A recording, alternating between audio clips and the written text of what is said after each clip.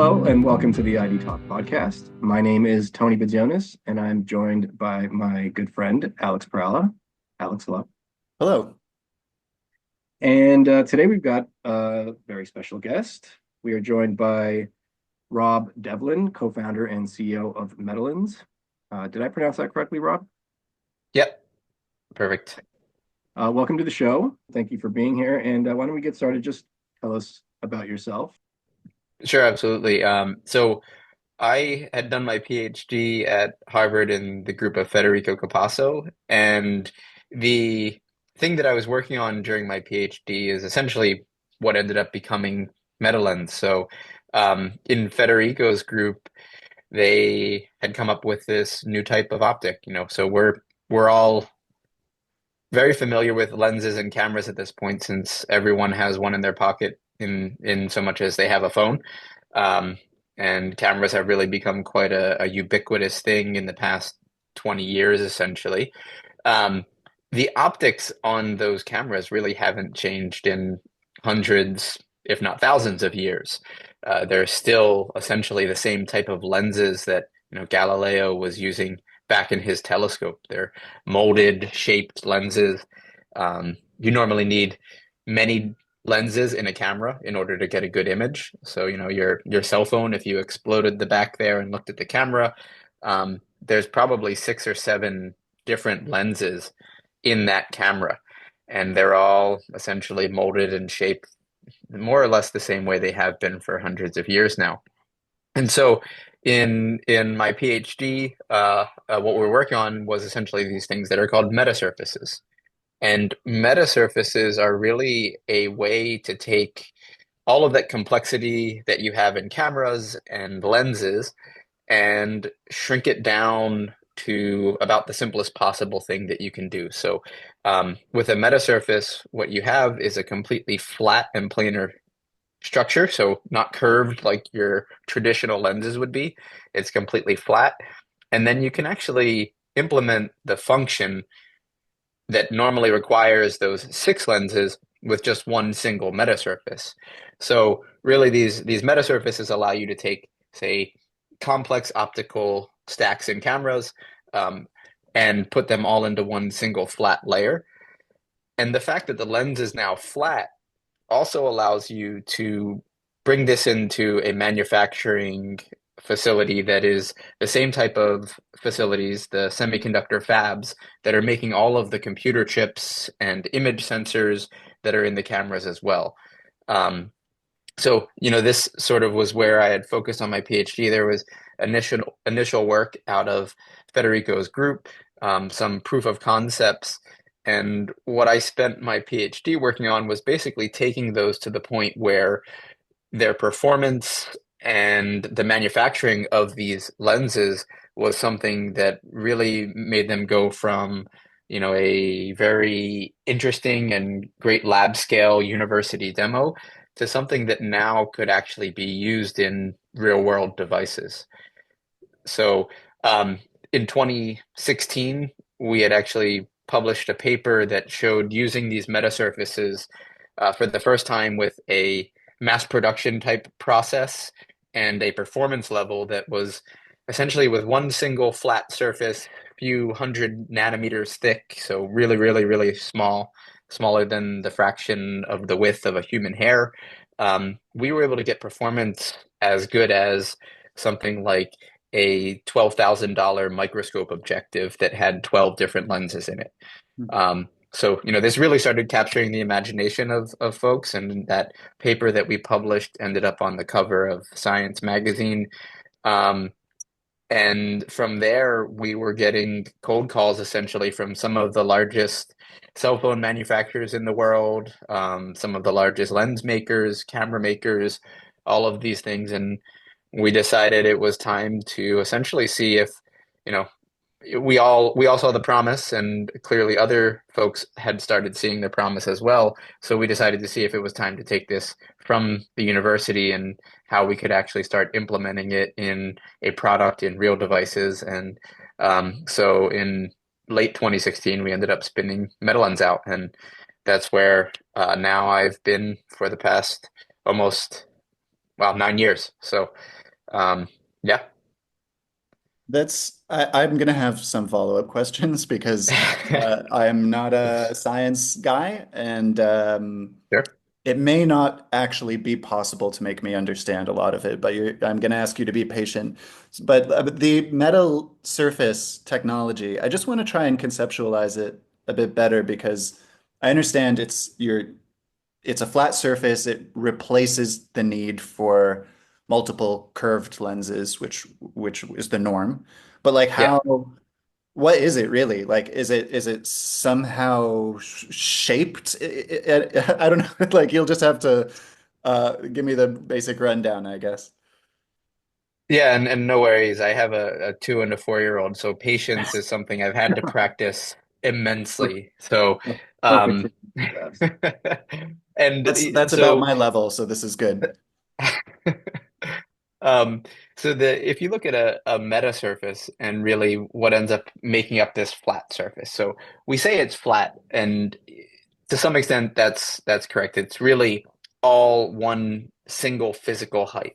But actually, if you were to look at it from the top down, what you would see is essentially a bunch of circles, and those circles have different diameters as you go across the lens, right? So you've got a something that looks like a chip now, like a computer chip, and if you were to zoom in, say 20,000 times, you would see a bunch of these nanoscale circles that just have their radius or their diameter changing as you go across the lens. And what we're doing, if you take a conventional lens with the curvature and all of that shape and molding that goes into it, they're trying to bend and manipulate light in a specific way based off of the shape of the lens. What we're able to do with a metasurface is with these circular nanostructures, just by changing the diameter, so really just in plane dimensions, we're able to manipulate light not only to match the same things that the refractive lenses are doing, but we actually end up having so much control over light with these small structures that we can then replace multiple refractive lenses. So, or you can even start to do things that you simply cannot do with traditional lenses just because of the level of control that you have.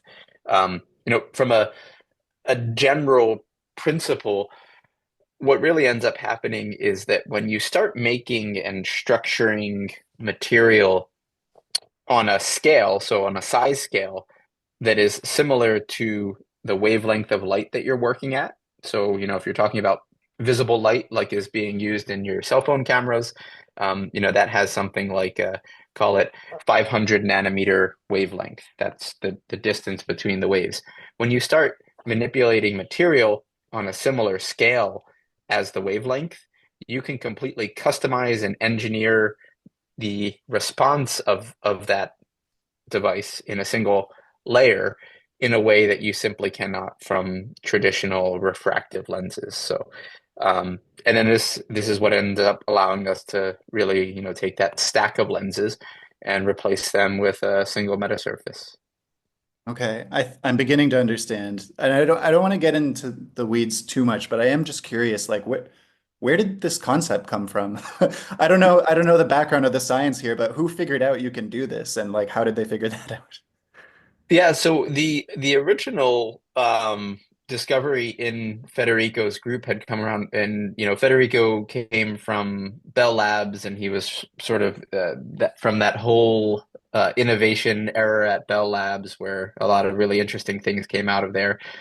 And when he came to Harvard, there was something he had worked on at Bell Labs that he brought with him to Harvard, which was a specific type of laser.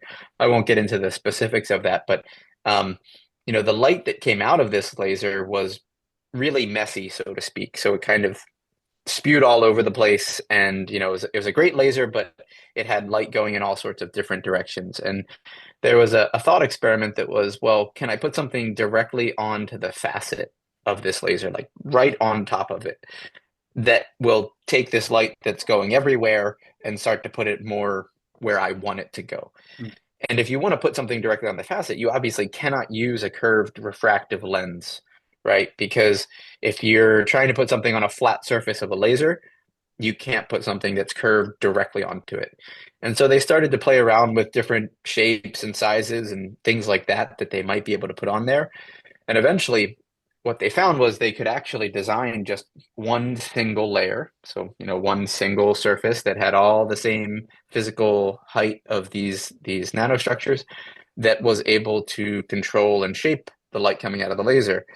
And from there, the realization was, oh, wow, this was really great to make the laser put light out in a way that was more behaved. But there's actually a much bigger potential for this if we take this now as kind of a standalone concept. Forget the laser.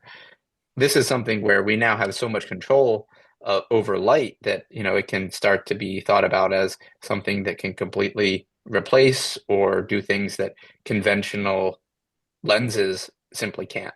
Hmm.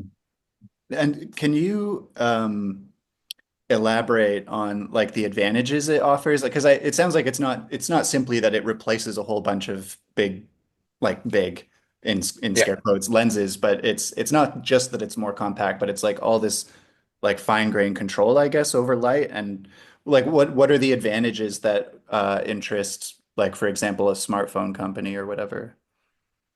Yeah, so the replacement of multiple lenses is certainly one of those. If you're making six lenses and you only have to make one, that's automatically an advantage for you, right? So um, the other big one then is the size, right? So, cell phone cameras have gotten smaller and smaller, but there are certain limitations just based off of stacking up these six refractive lenses. So you're able to reduce the size of these devices.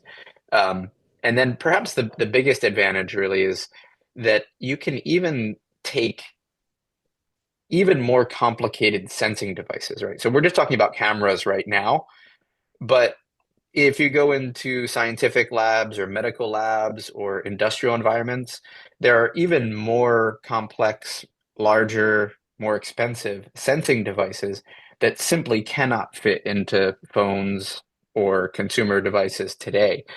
So with a metasurface, that extra control that you have allows you to bring entirely new forms of sensing to mass markets, to mobile form factors and mobile price points for the first time. And then the last advantage really is in terms of supply chain as well, which is, today the way the whole cameras that we're using, especially for cell phones, the way that whole supply chain is set up, you have one semiconductor foundry that makes the image sensor. That's where you're catching the light at the back of the camera. You have a lens manufacturer who's doing the shaping and molding of all of these refractive lenses. And then you even have a third party, which is your module integrator. And they basically just take the sensor and the lenses and then they glue them all together. And that's what ends up going into your cell phone. We're now, for the first time, making lenses in the same foundries and semiconductor fabs that are making the sensors. So you can actually start to do direct integration of the lens onto the sensor in the semiconductor foundry and really simplify the supply chain and make, in parallel, tens of thousands of camera modules essentially. Um, so there are a number of different advantages across, the supply chain, performance, but I think for us, and this is where we've really been focused on, is this ability to bring new forms of sensing to devices for the first time, rather than just shrinking the existing forms. Uh, So you go Go ahead, ahead. Tony. No, go ahead. No, I was just gonna ask like what do you mean by new forms of sensing? Like, can you give a few examples? Sure. And the place where we have already launched the technology, so our first market and our first partnership that we've had, so we've actually partnered, and this is all public information, that we've partnered with STMicroelectronics. And the first place that we focused on with them is to simplify 3D sensing devices. So most cameras that we use are just getting a 2D picture, right? That there is no additional depth information. 3D sensing cameras started to be integrated into phones, but they are very expensive. They don't always perform the way that you would like because the optical the set of lenses and everything that needs to go in there in order to get the 3D image, as well as some of the components on the sensor side, are all really difficult, different than your conventional cameras. So we first partnered with STMicro to show and essentially launch in a 3D sensing technology that they have and they've sold historically, really using these metasurfaces to simplify those systems, improve the performance, and allow them to proliferate into many more devices. So that module historically has been in something like 200 plus phone models, and they've sold something like 2 billion units of that to date. And now what they've done is shifted all to Metalenz technology for their Flight Sense module, which is this 3D sensing module going forward. So that's one example of where it is allowing 3D sensing to proliferate much more broadly than it has today. And that's because those 3D sensing cameras tend to be much more complicated than just your 2D camera. Then if we sort of fast forward at Metalenz and what we're doing now, one of these other new forms of sensing that we're now bringing to consumer form factor and price point is polarization imaging. So, in light, there is more information than just, say, the intensity that we see, or some of the color information that we get from our image sensors that now have a color filter on it. Light also has a property that's called polarization. And this is something that traditional cameras, especially those that are fitting into cell phones, simply throw away. It just is something that they don't have all of the space and, let's say, budget in order to extract that polarization information. If you want to do that traditionally, you need to have something that sits on the tabletop of an optics lab. It's as big as a tissue box, and it is costing something like $1,000. And so that same thing that we're able to do with metasurfaces for these 3D sensing cameras or more traditional cameras in terms of adding additional functions and reducing complexity, we have now applied to this polarization imaging. So that's something now which, you take something that is as large as a tissue box and costs $1,000, and what we now make is something that can be as small as 5 millimeters and cost less than $5. So it starts to allow this polarization information to be used in mass market devices for the first time. Yeah, that's kind of perfect. That's what I was going to ask you earlier, is if you could just talk a little bit about Polar ID, your solution, and how it kind of combines these technologies for a mobile application. And I think you already started to do that, but just speak a little bit more about what Polar ID is. Yeah, absolutely. So the as you mentioned, the product that we're launching, and we actually already have the initial proof of concept out there. We now have the product launch, and we're engaged with a few customers to integrate this into devices now. That product, Polar ID, we're now extracting this polarization information. And, essentially what polarization provides you is a whole new information channel for machine vision systems. As I mentioned, traditional cameras, traditional optics are just throwing this information away. And so what happens and sort of what you're getting from polarization, what it does is it tells you something about what the object you're looking at is made up of. So it can actually tell you things about material composition. It can look at different sizes of molecules and shapes of molecules. It can do a certain amount of chemical analysis. And then it also tells you about the shape of the object that you're looking at. So when light hits an object, the shape of the object will polarize the light coming back in a specific way. And then the material that the object is made up of will also interact with the polarization. And so if you're able to extract, read, interpret that through a set of lenses, or in our case, just again, one single metasurface, you have a much richer information set as far as what it is you're looking at. And so, as we sat down and we looked at, okay, well, this is really great. We can grab this information. No one can do this at mobile form factors, it was like, okay, well, what do we do with it now, right? It's great that you can do that. It's great that you can see that. And so where we started to look and what we realized is that polarization is one of it had a huge potential for secure biometrics. And why is that the case? It's because if you look at a normal face recognition, if you're just using a 2D image, like a camera, like the selfie camera in a phone, for example, you can actually trick the system by holding up a 2D photo.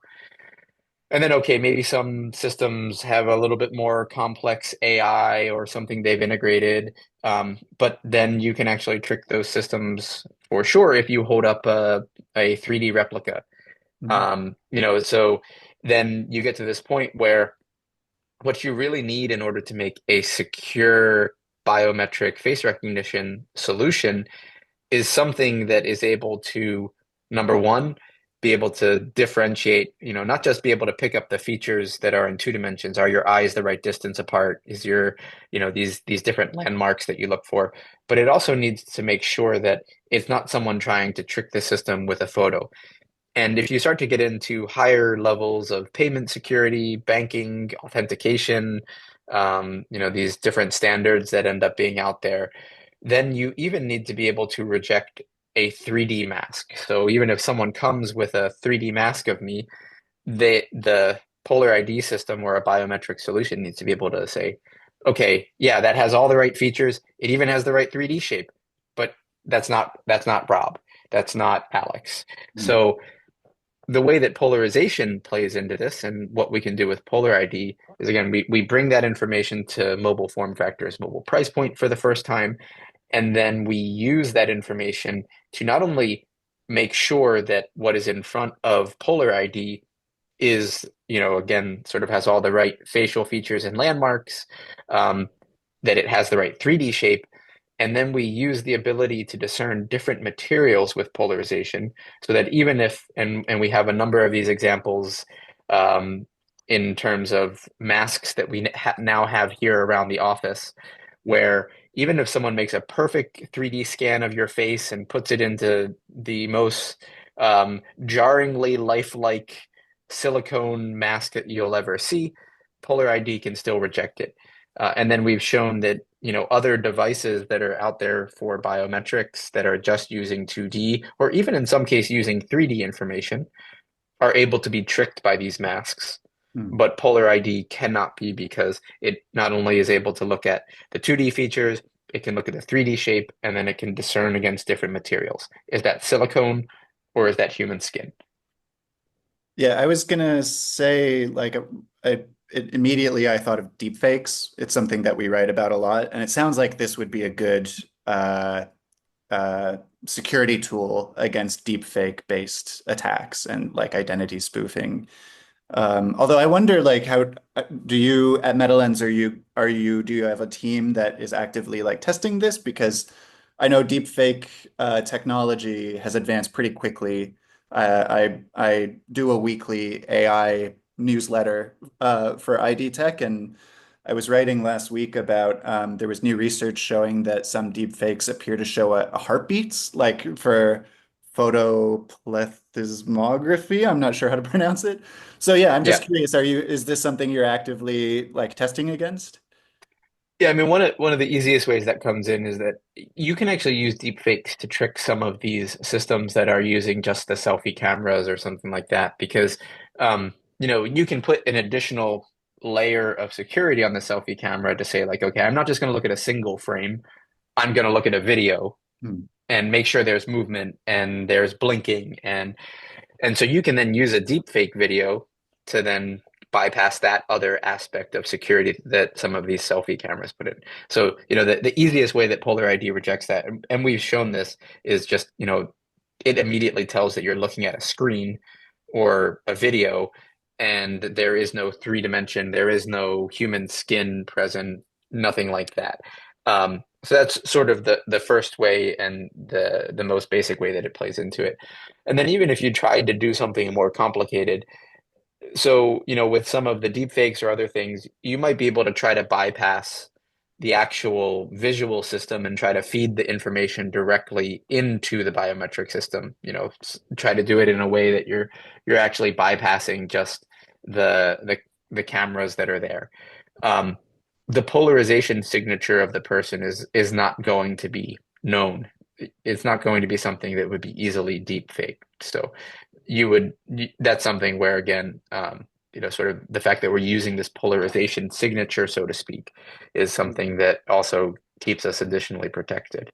Right. So it's a different new metric that you can measure against. Interesting. Yeah, exactly. I just wanted to quickly ask you if how Polar ID, I mean, I'm assuming I know the answer to this, but it deals with outdoor conditions, like if, as a mobile application, masks, sunglasses, like sunshine, dark tunnels, whatever. Yeah, and that's actually one of the biggest things that we really have to focus on is that again, if you come to some of the selfie camera solutions that are out there, not only are they not necessarily secure, you can get past them. Um, they also will only work in well lit situations. So you need to have the lights on, or if you're outdoors sometimes and it's too bright or the conditions are not well lit or uniformly lit, they won't work. So one of the benefits we have with Polar ID is it actually works with near infrared illumination. So there's an additional illumination source. This is actually somewhat similar to Face ID that is in the iPhone, where that actually works with a separate near infrared illumination.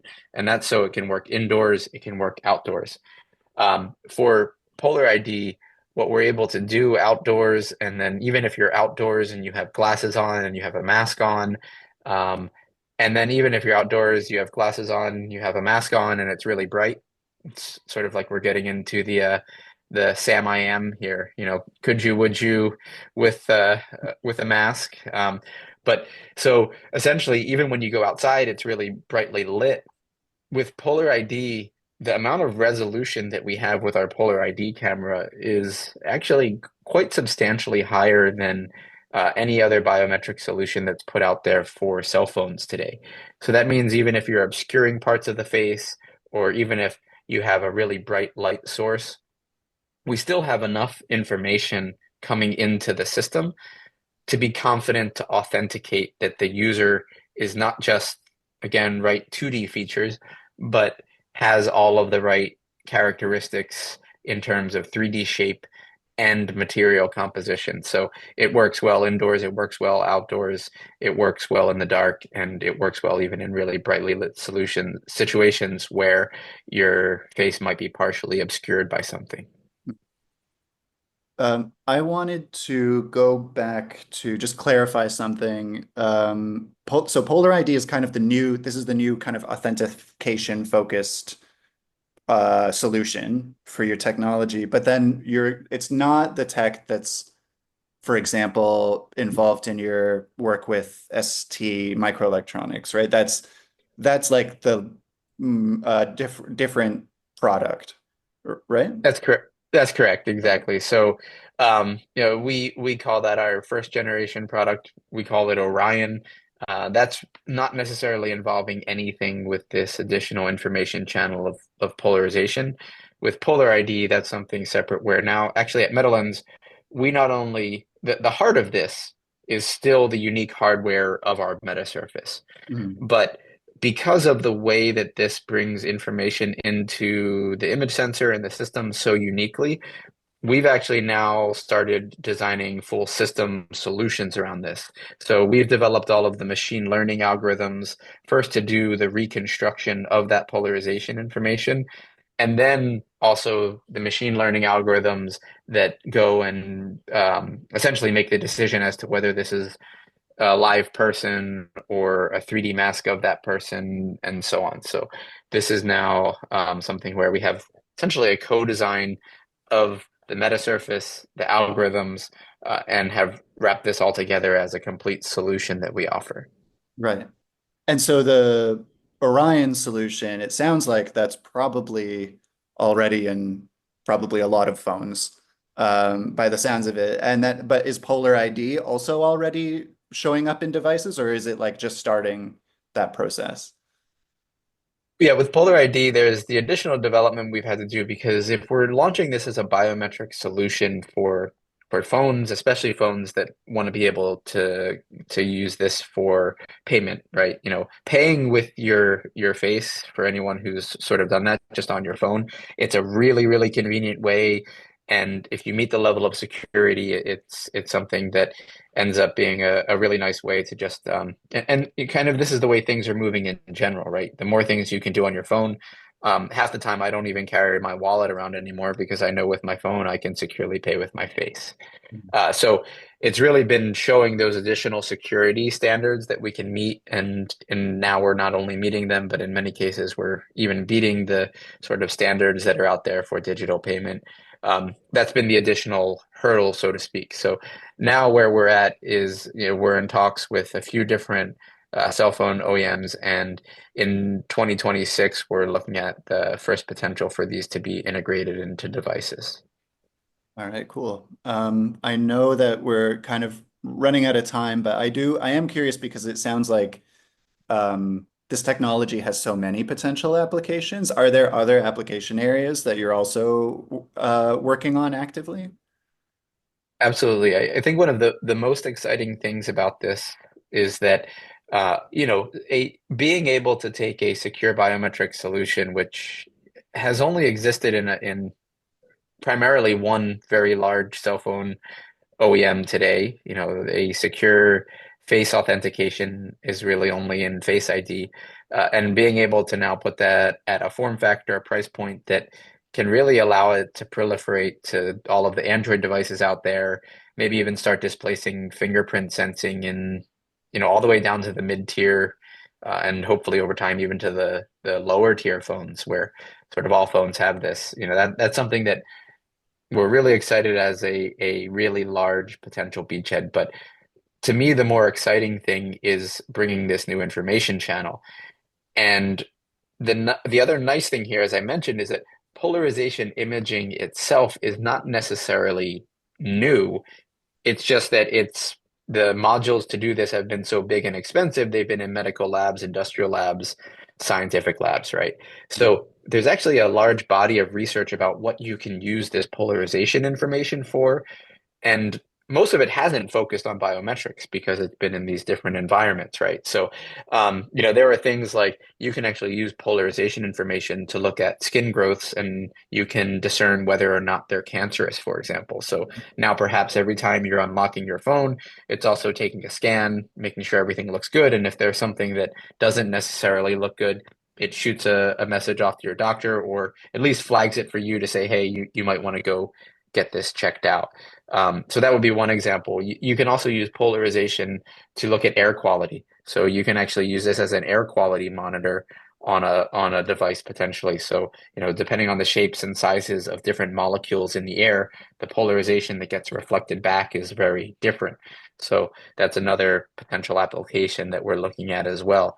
Um, and then I think beyond that, you know, again coming to this concept of this has sort of existed in a smaller environment in terms of medical labs and industrial labs. The other really interesting aspect is there are potential applications that people haven't thought about, which once you start getting into millions of devices, potentially billions of devices, and taking millions and millions of polarization images, you know, there's the potential for new applications that we're not even thinking of or folks haven't even thought of yet, just because it hasn't been out there in the wild in this scale.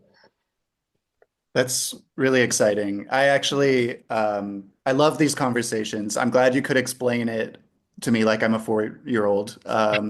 Because I don't have a science background, but I'm genuinely really interested to learn how these things work. And Tony is too.